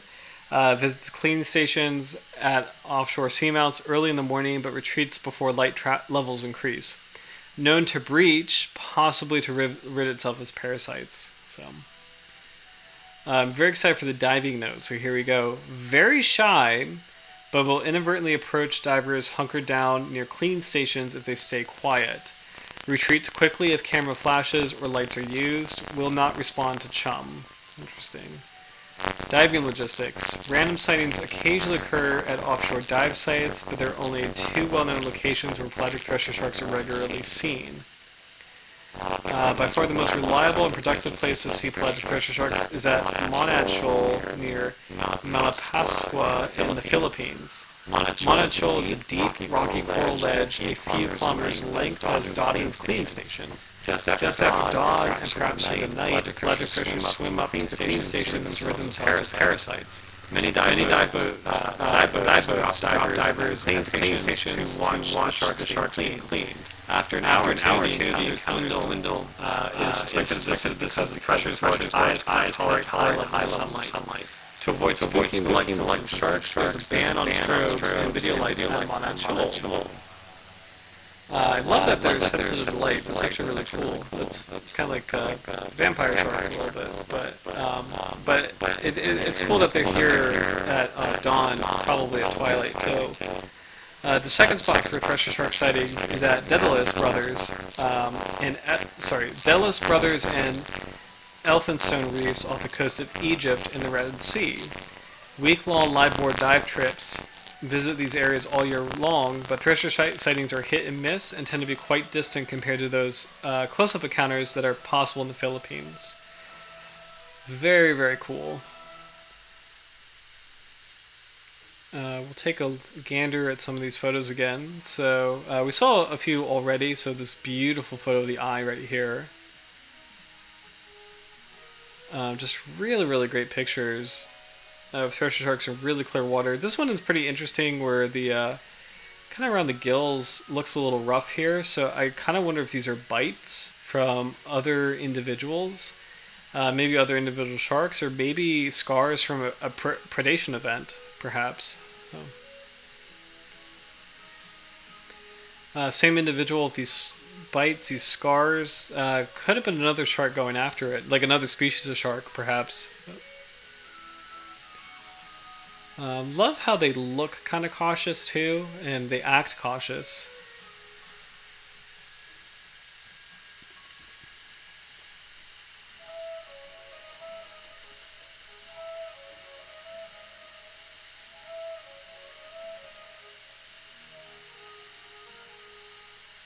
Yeah, very cool. So, we'll dive into the conservation of this species. And I see that it's almost 10:30, so please let me know in the chat if you have any suggestions for actually a shark. Let me take a look. Oh yeah, no, we got so next week is the 15th. So let's see. Wonder if we should do.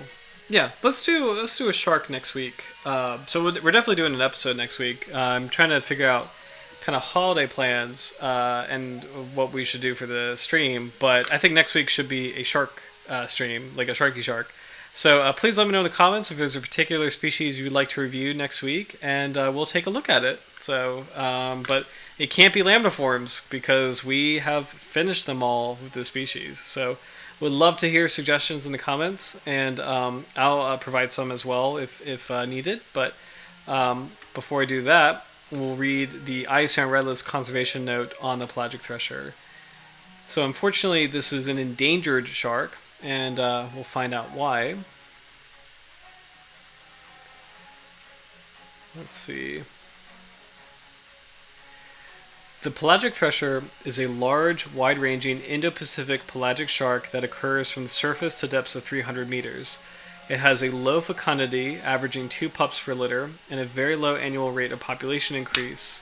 The species is caught as target and bycatch in pelagic and coastal commercial and small-scale longline, purse seine, and gillnet fisheries. The species is often retained for its meat and fins unless domestic or international regulations prohibit retention. However, high at-vessel mortality remains a threat even where retention is prohibited. The pelagic thresher is especially susceptible to fisheries exploitation because its epipelagic habitat occurs within the range of many largely unregulated and underreported small-scale and artisanal gillnet and longline fisheries in which it is readily caught. The species is estimated to be declining in both the Pacific and Indian Oceans.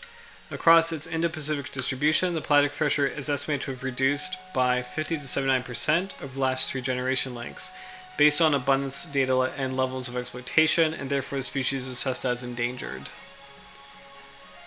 So, very sad and scary to see that the... Oh, Noah, welcome back. I was late to my second favorite shark species. Oh no! I'm going to start that comment though, because I love that you love pelagic threshers. And the great news is the streams are all kept on the channel, so you'll be able to watch. I'm glad you're here for the last bit. And we're also at the time to pick a shark species for next week, so please let us know if there's any species you'd like to review in the comments as well. And actually, since this is your one of your favorites, we have a couple. We'll replay a couple really cool clips of pelagic threshers, just so we get a chance to kind of watch them together. So there's a lot of cool dive opportunities, and apparently this shark species is very sensitive to light and is most often seen at dawn. And it kind of makes sense where even though it lives in tropical environments. It's some of the footage that we see is a little murky. This is pretty good. This is pretty good footage. But so the 2 locations that you can find them are the Philippines and Egypt are the 2 big locations for diving with the species. This is a pretty interesting clip of a pelagic thresher as far as energetically swimming near a school of fish where it might be trying to corral them into an area, and it will perhaps tighten the ball up more and more.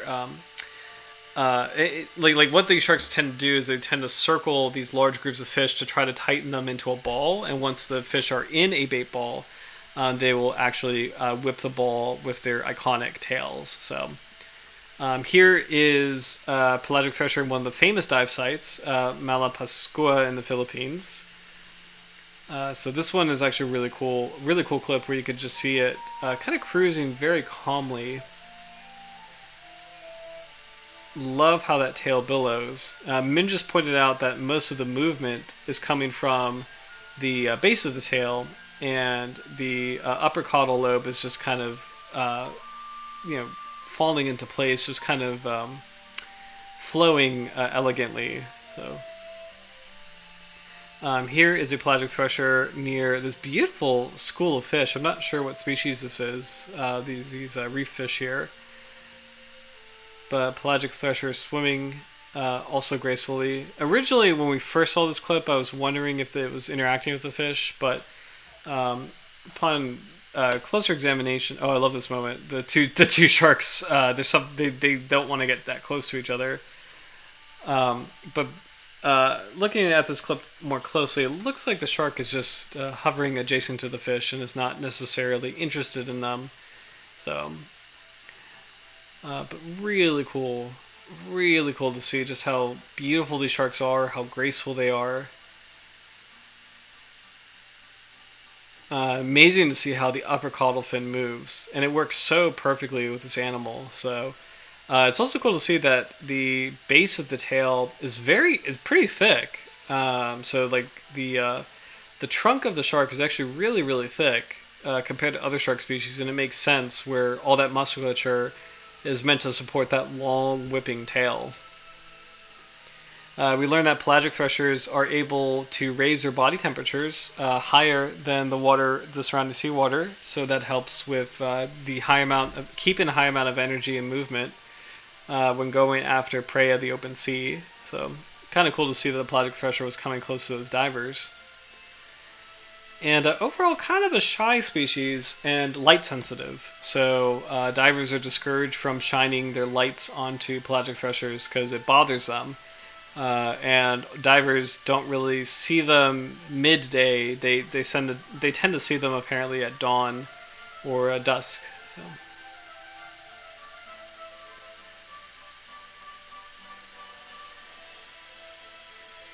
But super cool.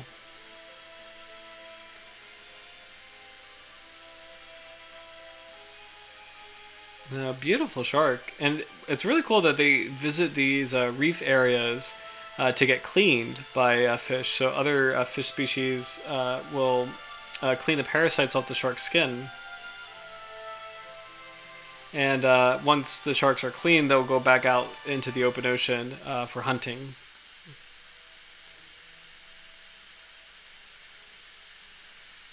I think, thought there was one more. Nope, that's it, I guess. So, for IUCN Red List, I do want to read conservation because we just read earlier that this species is protected in CITES and CMS, which are two major shark conservation groups. So here we go. Or shark conservation initiatives. So, the success of actions agreed through international wildlife and fisheries treaties depends on implementation at a domestic level. For sharks, such follow-up actions have to date been seriously lacking. In 2009, the Indian Ocean Tuna Commission (IOTC) banned the retention, transshipment, landing, storage, and sale of all, 3 species of thresher sharks. In 2014. All thresher shark species were listed on Appendix 2 of the Convention on Migratory Species, CMS, which reflects parties' commitment to work regionally toward conservation.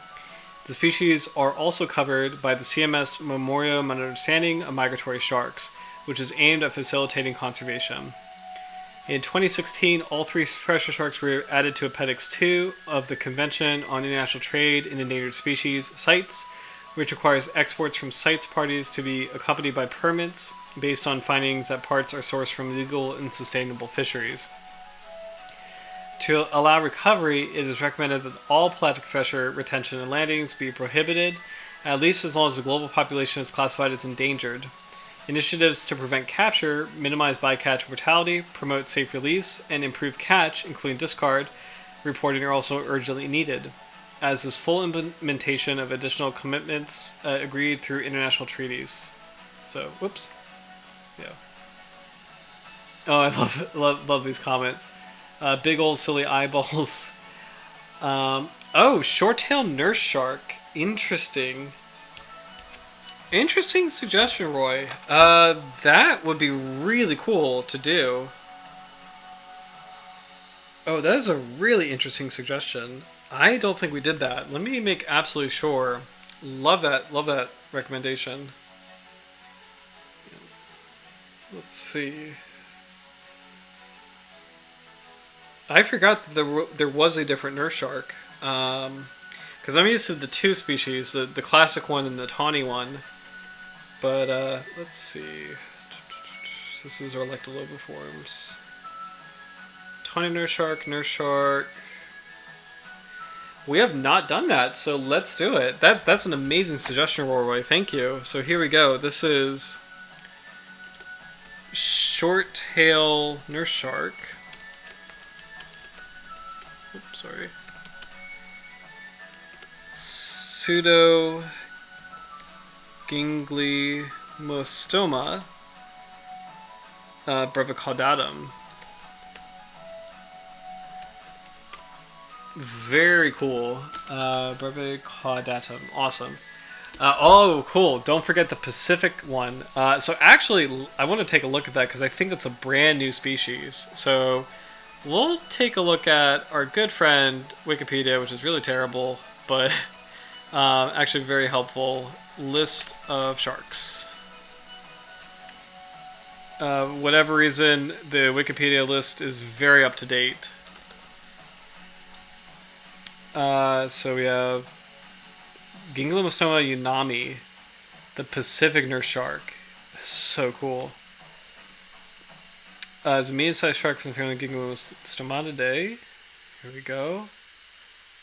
Oh, you can actually see it's a little bit different. Just a little bit more, how do I say this? So tawny nurse sharks have sickle fins. This one doesn't. This looks more like the classic nurse shark, but it looks a little smaller. Looks a little bit more compact in its features. So pretty interesting.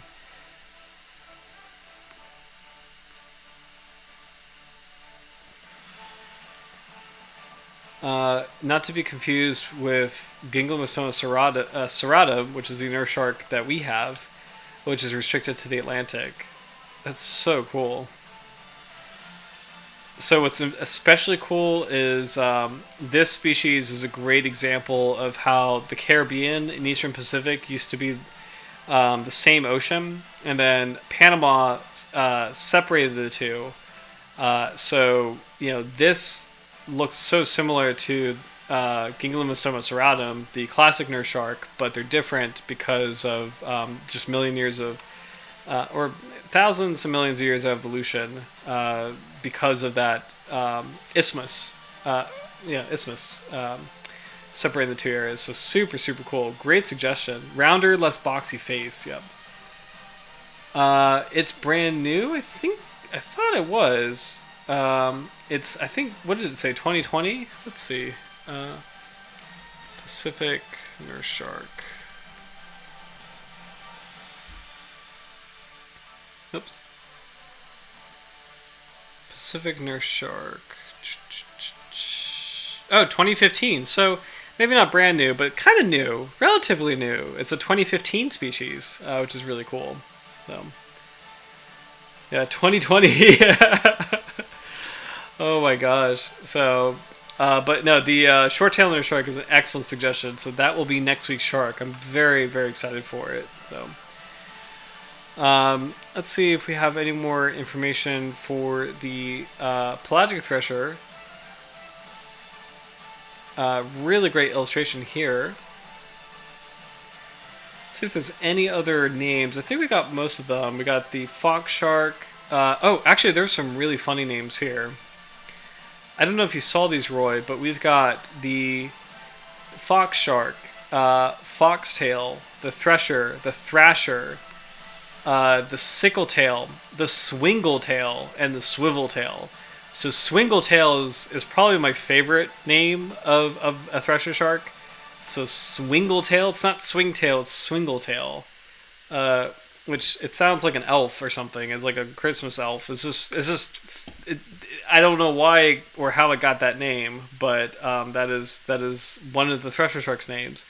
Sickletail is a little bit more intimidating. Foxtail, thresher, and thrasher are all really cool names. So, but yeah, great white is more of a thrasher. Not gonna lie, that's true. That's 100% true. So, let's see. Where was I? Was I here? I think we'll take. Oh, I was on Shark References. Here we go. So taking a look at some of the key identifying features. So the tail is extremely long and narrow. Let's see the origin of the second dorsal fin right behind the free rear tip of the pelvic fin. Let's see. Eyes moderately large. Oh, whiptail shark. That's a cool English name.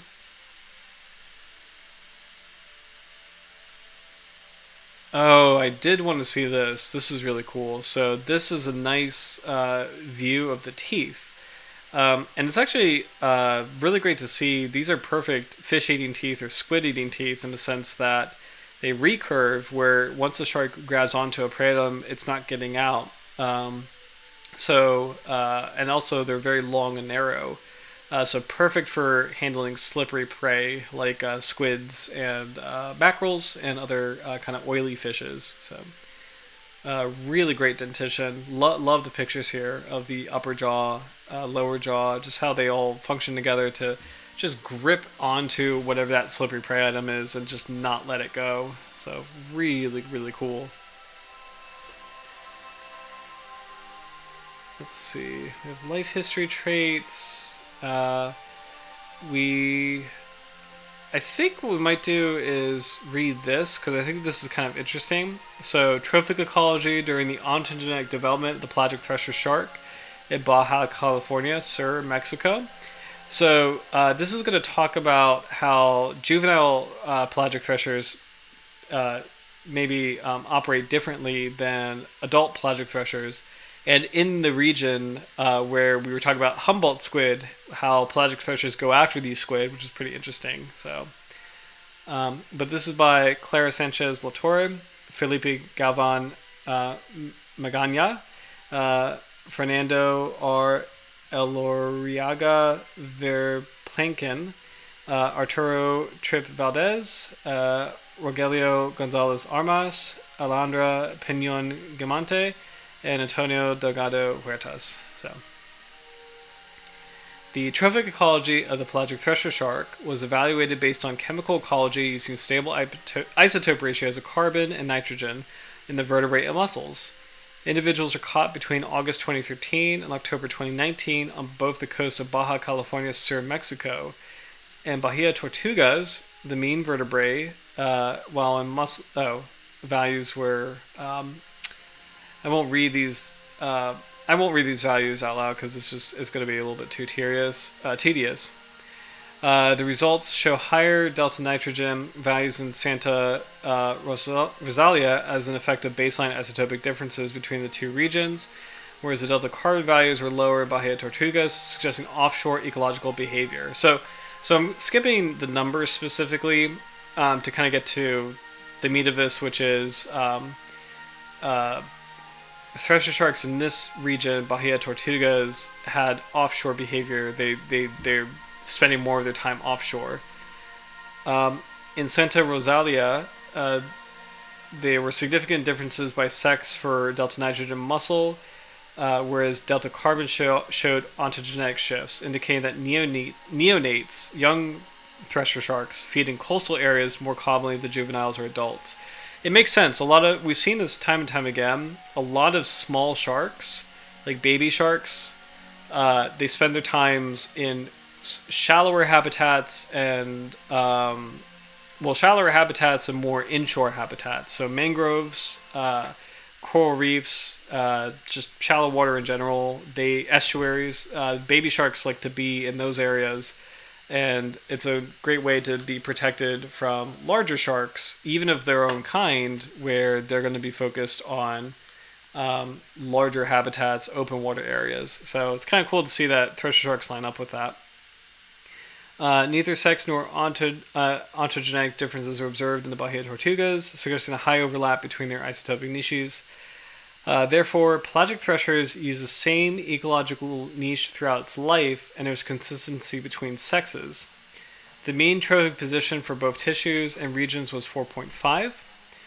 So this is kind of cool. I'll explain this in a little bit, which corresponds to a tertiary predator without any differences between stages or sex. Due to their higher energetic needs, juveniles and females show the greatest isotopic niche amplitude, thus their ecological niche is the widest. So trophic position, this is about the food chain or the food web. And what's kind of cool is that you can actually assign values to animals where the lower the number, the more basal they are on the food chain. So like a 1 is like a phytoplankton, or like a marine plant, like something that is getting energy from the sun.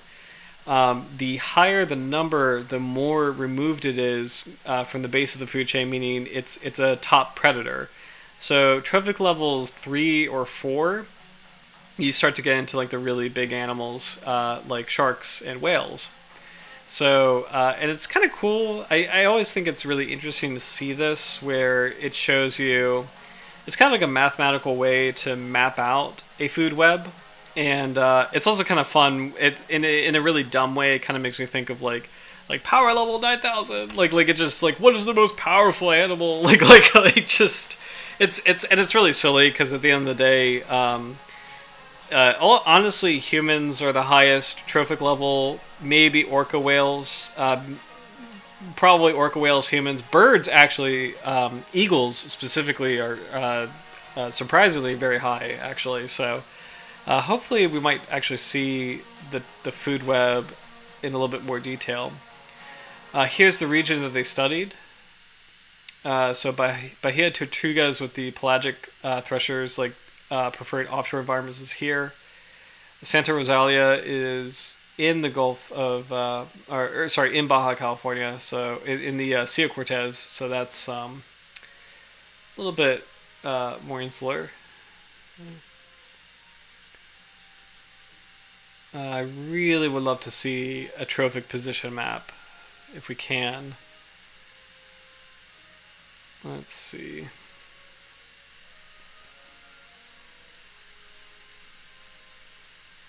It's not going to show one. Oh, no, there's trophic position. Let's see.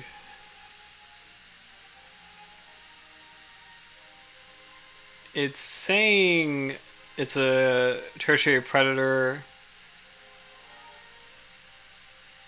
who is focusing on sardines, anchovies,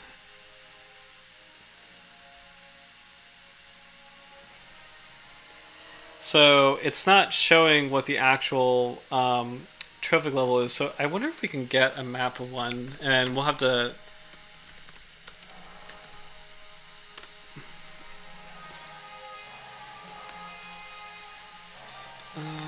Let's see.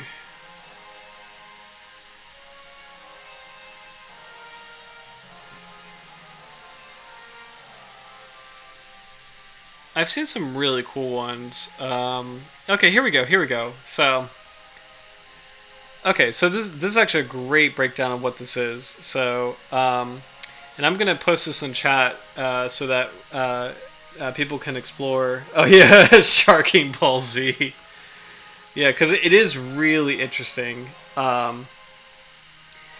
So this is helpful for building food chains. So, but it's kind of fun. Again, it's like the power level thing is hilarious. But here we go.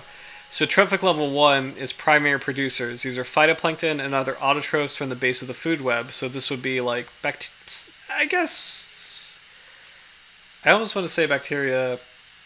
Because some bacteria, yes, bacteria. This would be bacteria. I had to think about that for a second. So some bacteria are autotrophic. So when you think of like deep sea mounts, they are fueling a lot of the biological interactions going on in deep sea mounts with like the red tube worms. So, but trophic level 1, typically, as we think of it, is phytoplankton. So like the microscopic plants that absorb sunlight directly and float in the ocean. Primary consumers trophic level 2, herbivores such as zooplankton, small crustaceans, and some mollusks consume primary producers. So you would imagine oysters being trophic level 2, zooplankton being trophic level 2. So these are like copepods, yeah. Secondary consumers trophic level 3 are carnivores such as small fish, jellyfish, and krill, which feed on herbivores. So when you think of carnivorous fish, it's really any kind of small fish, like a killifish or an anchovy or herring, shad. These are all trophic level 3. Tertiary consumers, trophic level 4, larger predators like squid, bigger fish, and marine mammals prey on secondary consumers. So these are going to be the Thresher Shark. The Pelagic Thresher is on trophic level 4. Humboldt squid is probably there too. Bigger fish like striped bass, tuna, swordfish, sailfish, and marine mammals, maybe bottlenose dolphins, maybe definitely seals, like harbor seals, be good examples. Actually, harbor seals are a great example because of trophic level 5, the apex predators. The top of the food chain includes species such as sharks. So think of great white sharks going after seals. So seals are trophic level 4, white sharks are trophic level 5. Orcas, 100%, and large marine mammals have few or no natural predators. So it'd be like blue whales, humpback whales. It gets tricky because I don't know. Do blue whales have predators? I actually don't know if they... And it would be orca whales if they did, but do blue whales have predators?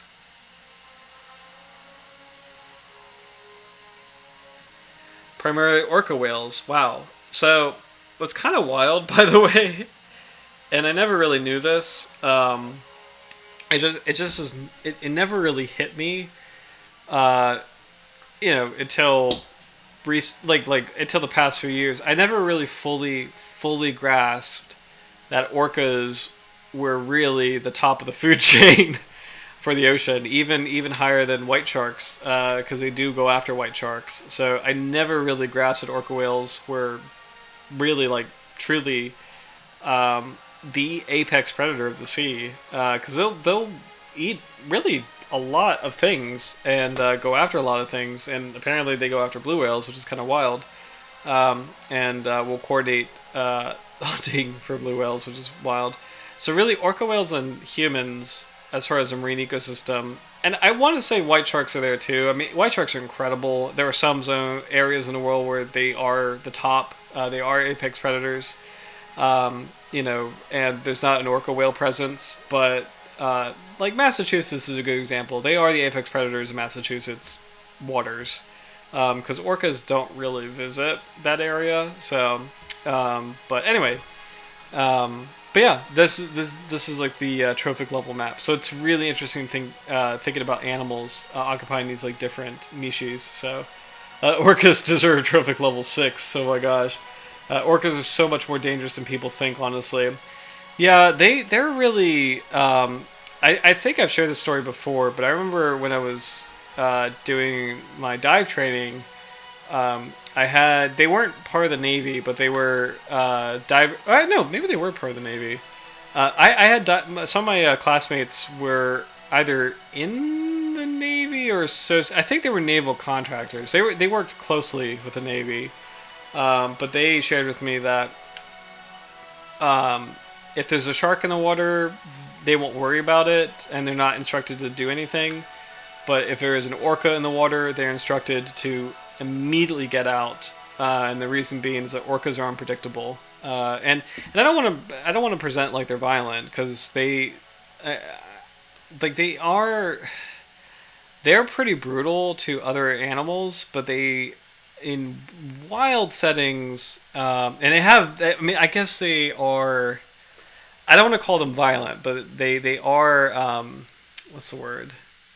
I mean, they famously interfered with boats recently. But when you think about all the stuff that humans do to the marine world, that's so small comparatively.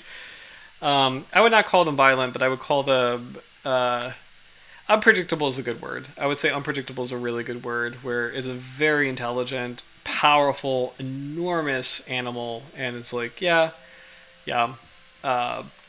just respect. So with this kind of information, you can make this interesting food web, this well-informed food web. So here you go. You have, in an Arctic setting, you have ice algae, zooplankton, which is trophic level 2. There's phytoplankton, that's trophic level 1. You've got cod, which is trophic level 3. Going to seals, trophic level 4. Polar bears, that's a great apex predator, actually. And actually, polar bears and orcas would be the same tier because they don't really interfere with each other. I don't believe so. Polar bears do swim in open water, but not often. So, orcas or killer whales are top predators, and polar bears top predators, and humans are top predators. So, killer whales, humans, and polar bears are apex predators in an Arctic food system. So, really interesting. Oh, wow. Yeah. Yeah.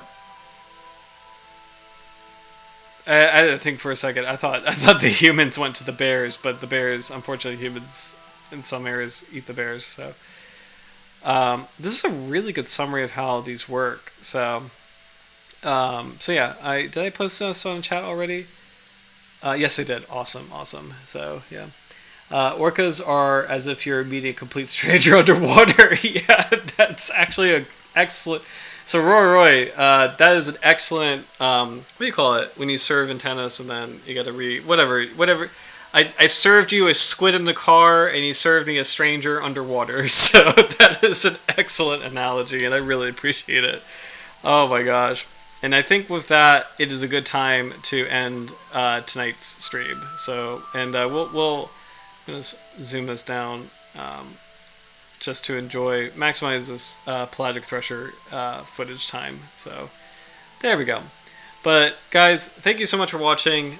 This was really fun to spend this time with you guys and talk about a lot of different things, from squids and cars to stranger orcas, and also, most importantly, Pelagic Thresher and the end of the Lamniforms for this channel, which is kind of wild. We completed it. For now, there probably are going to be more lamniform species discovered, and specifically, I would not be surprised if there was another species of crocodile shark, personally. I kind of feel like there might be another one, but we'll see. Oh, cool. Thank you, Marshall Cook. Really appreciate you being here. This is awesome. I love that thumbnail, actually. I think is that a Looney Tunes character? I think I've seen that turtle before, but glad you're here, and thank you so much for watching. Really appreciate you had a blast. And then I'm trying to think. I think there's another goblin shark. My predictions for lamniforms is that so we are officially done with all the known species, but I predict there's going to be another crocodile shark in the future. I predict there's going to be another goblin shark in the future. I am tempted to say there's another sand tiger shark, but I'm probably wrong, but we'll see. And I think those are my predictions for now, because basket sharks, white sharks, mako sharks, I think they're all so cosmopolitan that they're probably one species. But as far as like species to be discovered, I would not be surprised if there's a couple more lamniforms down the road, and we'll be reviewing it right here if there is a new one. But until then, congrats as far as like just thank you guys for sticking with Sand Tiger 2 Electric Boogaloo. Thank you guys so much for sticking with the channel, especially those who have been here since we did our first lamniform video.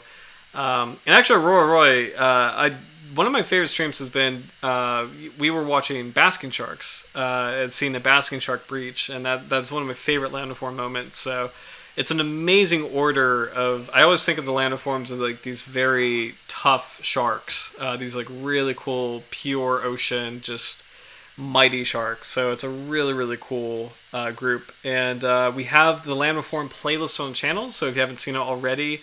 I highly recommend watching all the lamniforms, and I think now that they're done, maybe I'll try to organize them in taxonomic order. We'll see. We'll see how far I go with that. But anyway, until then, I hope you guys continue to enjoy holiday season, and I will see you next week for the short-tailed nurse shark. I'm really excited to learn about this not really talked about species. But until then, take care, stay warm, and I will see you guys later. Have a great week. Bye.